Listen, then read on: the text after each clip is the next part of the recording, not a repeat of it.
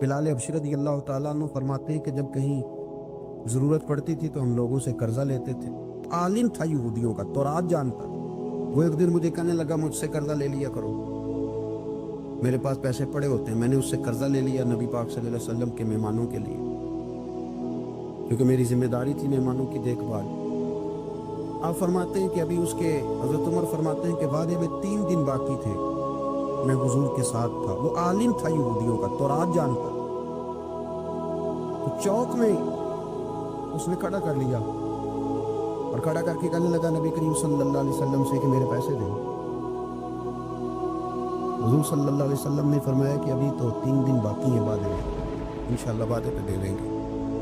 अब वो यहूदियों का आलिम क्या कहता है नबी पाक को, ताना किस तरह देता है, माज़अल्लाह सुम्मा माज़अल्लाह, नकले कुफ्र न बाश। जब हुजूर ने कहा ना अभी 3 दिन बाकी है, तो कहने लगा जी माज़अल्लाह सुम्मा माज़अल्लाह, फिर माज़अल्लाह, करोड़ दफा माज़अल्लाह। कहने लगा जी अब्दुल मुत्तलिब की औलाद का तरीका ये है, पैसे ले लेते हैं फिर वापस नहीं करते।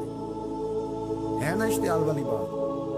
नबी करीम सल्लल्लाहु अलैहि वसल्लम इतनी बड़ी बात कर दी कि हज़रत उमर कहता मैंने यूं करके तलवार पे हाथ रखा, निकाल ली नियाम से बाहर, गर्दन उड़ाऊंगा इस गुस्ताख।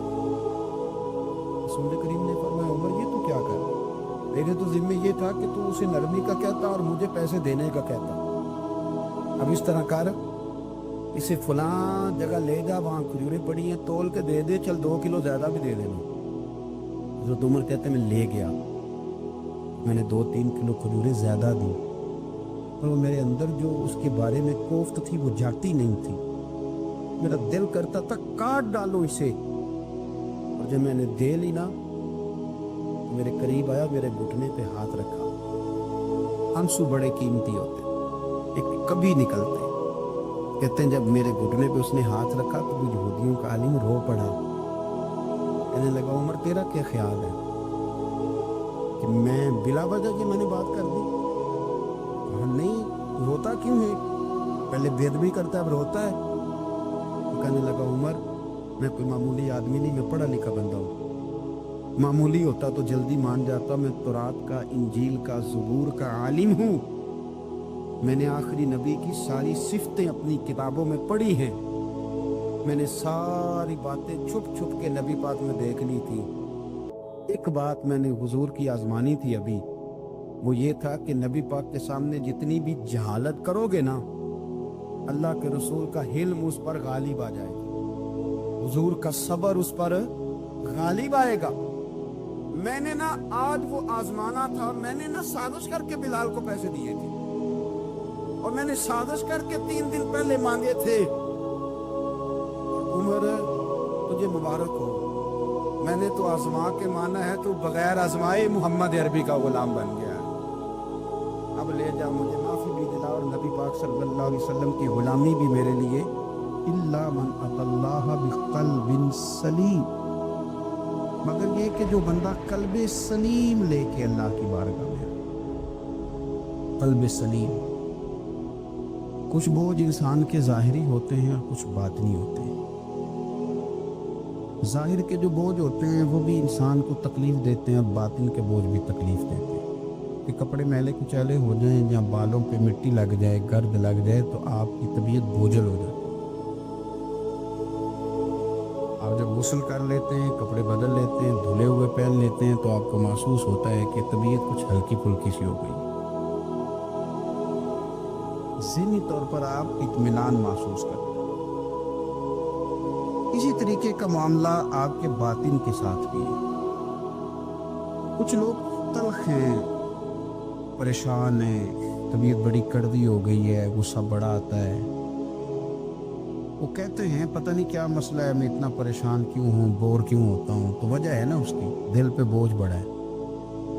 असल छोड़ देना चाहिए, अदावत छोड़ देनी चाहिए, अल्लाह की रज़ा पे राज़ी होना चाहिए, सोचें अच्छी रखनी चाहिए, दिल को साफ कर लें, अल्लाह तबारक व तआला बातों को हल्का फुल्का कर दे, ठंडा ठार हो जाए। इसलिए कि हर शय तो दिल के अंदर है, ईमान भी, निफाक भी, कुफर भी, इस्लाम भी, सारा कुछ इसी के अंदर है। बल्कि हज़रत सुल्तान साहब ने तो कहा था कि 14 तबक दिले दे अंदर, تے تمبو وانگوں تانے ہو، تمبو وانگوں تان، یعنی ایسے چھائے ہوئے۔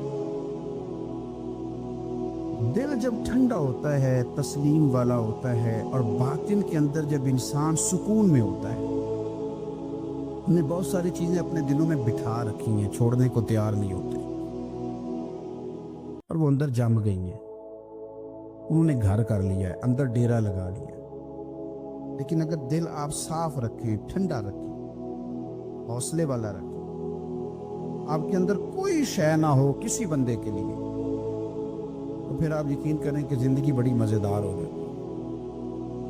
پھر آپ کو سکون ملتا ہے، پھر آپ نماز بھی تسلی والی پڑھیں گے، لوگوں سے ملیں گے تو انہیں اپنا سمجھ کے ملیں گے، کیونکہ اندر شے کوئی نہیں جب تو جب آپ رات کو سوئیں گے تو پھر بھی رب کریم قرار والی نیند عطا فرمائے گا۔ لیکن جب وہ تلخیاں، وہ بوجھ، کل فلانے نے یہ کہا تھا تو آج سارا دن منصوبہ بندی کی کہ تگڑا جواب کیسے دینا ہے، کل ایک نے اینٹ پھینکی تھی تو آج پتھر جمع کر کے رکھے ہیں کہ مجھے موقع ملے گا تو میں نے برسانے ہیں، تو پھر تو آپ اس کام لگے ہوئے ہیں، پھر تو جان چھوٹے گی نہیں، اس کا کوئی حد بندہ ہی نہیں۔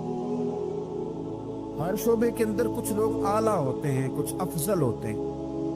مجھ سے آپ پوچھیں گے کسی بڑے آدمی کا نام بتائیں تو میں نے تاجر کا تو نہیں نہ بتانا، میں انشاءاللہ تعالیٰ آپ کو بتاؤں گا کہ فلاں بندہ اللہ کا بہت بڑا نیک آدمی ہے، میں بتاؤں گا فلاں بندہ بڑا زبردست حدیث پر نظر رکھنے والا آدمی ہے۔ میں تو اپنے شعبے کے تعلق سے بات کروں گا کہ فلاں آدمی زبردست مفتی ہے، اپنے شعبے سے۔ آپ پوچھ لیں کسی تاجر سے کہ آپ کسی بڑے آدمی کا نام بتائیں تو اس نے عالم کا تھوڑی بتانا ہے، وہ کہے گا فلاں آدمی جو ہے اس کا کاروباری معیار بھی اچھا ہے، اسٹیٹس بھی اچھا ہے، امپورٹ ایکسپورٹ میں بھی بڑا تجربہ ہے، وہ اپنے رنگ میں بڑے آدمی کا نام بتائے گا۔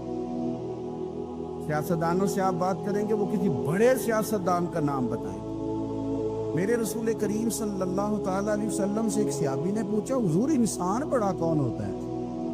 انسانوں میں سے بلا افضل کون ہوتا ہے؟ سیاستہ کی حدیث ہے، حضور انسانوں میں سے افضل کون ہوتا ہے؟ انسانوں میں سے تو نبی پاک صلی اللہ علیہ وسلم نے فرمایا، جس کا دل سلامت ہو، زبان سچی ہو، وہ انسانوں میں افضل انسان ہوتا ہے۔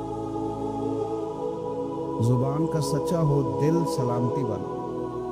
صحابی نے ہمارے ساتھ بڑی نیکی کی، پوچھ لیا کہ یا رسول اللہ صلی اللہ علیہ وسلم، یہ زبان کی سچائی تو سمجھ میں آتی ہے، دل کی سلامتی کیا ہے؟ تو حضور نے فرمایا، دل کی سلامتی یہ ہے کہ دل میں تکبر نہ ہو، دل میں حسد نہ ہو، دل میں کینہ نہ ہو، دل میں عداوت نہ ہو، خدورت نہ ہو۔ رب کریم کے بندوں کے بارے میں اس کا دل صاف ہو، زبان سچی ہو، وہ انسانوں میں افضل ترین انسان۔